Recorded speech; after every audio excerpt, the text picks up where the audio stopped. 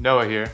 I just got back from attending the Advancing Computational Building Design Conference in Chicago. So this is the third annual Advancing Computational Building Design Conference. The whole event really is about communicating the ease of computation to your peers, as well as understanding how to get buy-in from senior leadership by communicating the measurable ROIs of computation. So of course, the event had expert speakers in the field. It was moderated by Randy Deutsch, or Dush. You make the call on that one. Why are these names? Why are they so hard to say?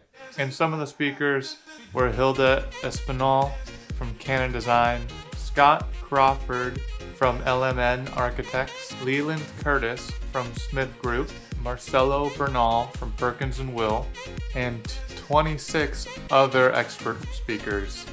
The event was a total of 3 days, Monday, Tuesday, and Wednesday. Monday consisted of a workshop. The workshop was about managing data and leveraging the potential of AI and machine learning. And in the workshop, we learned how to extract information from photos and videos in order to get real-time spatial analysis. Okay, so Tuesday was the first real day of the conference, and on Tuesday it was broken up into 3 main ideas that we really wanted to focus on.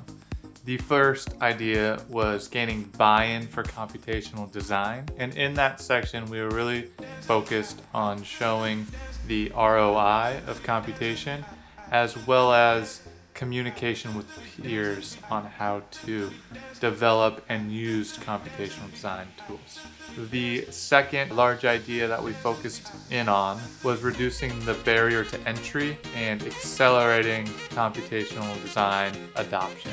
So in this section, it was really about identifying how to get non-technical players to adopt and implement computational design, as well as creating tools that are really user-friendly, so reducing those barriers to adopting the tools by making them easier to use. And then the third theme topic that we focused in on for Tuesday was integrating computational design into a design workflow. And that was really about creating and enforcing new design workflows that allow for computational design in the workflow. So really changing kind of our thought process of design, kind of shifting a little bit and allowing a new school of thought to take place in our typical design process. So that was the end of Tuesday. Let's go to Wednesday. So Wednesday was also broken up into 3 categories. The first idea was improving design productivity.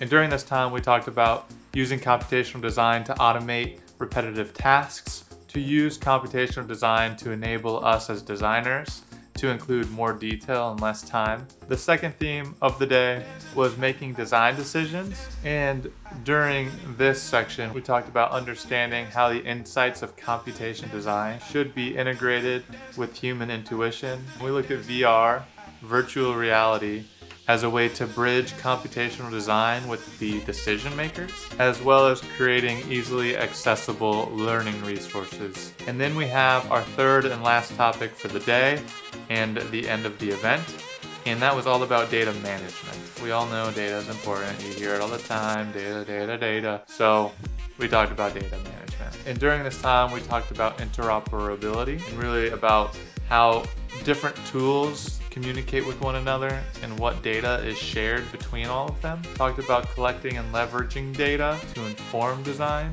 and allow designers to make data-driven, performance-based decisions. So that's a good overview of what we covered during the conference.